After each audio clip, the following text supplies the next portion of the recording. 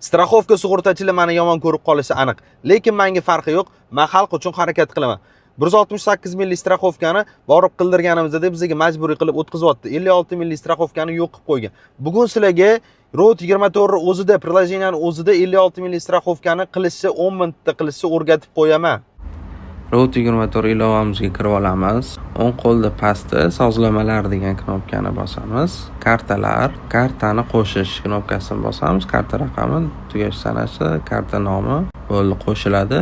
Keyin garajni bosamiz. Bu yerda mana sug'urta ASAGO degan knopkani bosdik, kirdik. Sug'urta sotib olish pastda turibdi. ASAGOni tanladik. Bo'ldi. Kirg'izib berdi bizga. Pastroqga qilamiz. Haydovchilar soni cheklanganini bosamiz. Bo'ldi, pastroqchimiz haydovchi qo'shamiz.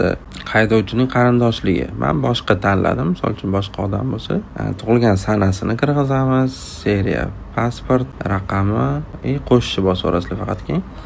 O'zi ikkita bor strafovka SQB Insurance bilan, mana ikkinchisi Asia Insurance. Bo'ldi, mana 56 milliy 40 million sug'urta. Bo'ldi, ariza beruvchining sanasi, seriya pasport kirgizish, ommaviy offertani bosasiz pastda sug'urtani sotib olish. Endi men sotib olmayman, chunki menda uje bor. Bo'ldi, sug'urtani sotib olishni bosganingizdan keyin uje anaqa karta chiqadi, to'lab yuborasizlar.